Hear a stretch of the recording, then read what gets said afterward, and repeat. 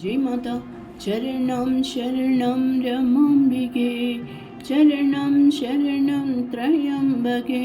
പ്രാർത്ഥനയും ആരാധനയുമാണ് ഒരു ഈശ്വരാലയത്തിൻ്റെ പ്രധാന വശങ്ങൾ. ഒരു ക്ഷേത്രത്തിൻ്റെ പരിസരത്ത് പ്രവേശിക്കുമ്പോൾ നിങ്ങളുടെ മനസ്സ് പ്രാർത്ഥനാപൂർണമാവുകയും ഹൃദയം ആരാധനാ മനോഭാവത്താൽ ഉയർത്തപ്പെടുകയും ചെയ്യുന്നു. പ്രാർത്ഥനയും ആരാധനയും സ്വാഭാവികമായി തീരുന്ന അത്തരമൊരു അന്തരീക്ഷം നിങ്ങളുടെ ഭവനത്തിലും സൃഷ്ടിക്കാൻ കഴിഞ്ഞാൽ അത് തീർച്ചയായും പരമാത്മാവിൻ്റെ ഒരു ശ്രീകോവിൽ തന്നെയാണ്.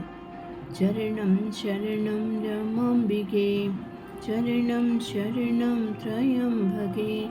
ജയ് മാതാ. ഈശ്വര സാക്ഷാത്കാരം എന്ന പവിത്രമായ കടമ നിർവഹിക്കുന്നതിനും നിങ്ങളുടെ ജീവിതം ഭഗവാന്റെ മഹിമയ്ക്കും സേവനത്തിനുമായി സമർപ്പിക്കുന്നതിനുമായി നിങ്ങൾ ഗൃഹസ്ഥാശ്രമം സ്വീകരിച്ചിരിക്കുന്നു എന്ന് മനസ്സിലാക്കുക. വിലമതിക്കാനാവാത്ത ആത്മീയ ജ്ഞാനത്തിൻ്റെ അവകാശികളാണ് നിങ്ങൾ.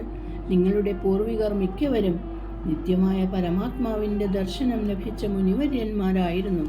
ഈശ്വരനിൽ അർപ്പിതമായ നിങ്ങളുടെ ജീവിതത്തിൻ്റെ ആത്മീയ വൈഭവം ഒരിക്കൽ കൂടി ലോകത്തിന് കാണിച്ചു കൊടുക്കാനും സമർപ്പിതമായ ഗൃഹസ്ഥ ജീവിതത്തിൻ്റെ അനുഗ്രഹവും ആനന്ദവും ഉച്ചൈസ്തരം പ്രഖ്യാപിക്കാനുമായുള്ള സമയം ഇപ്പോൾ വന്നെത്തിയിരിക്കുന്നു.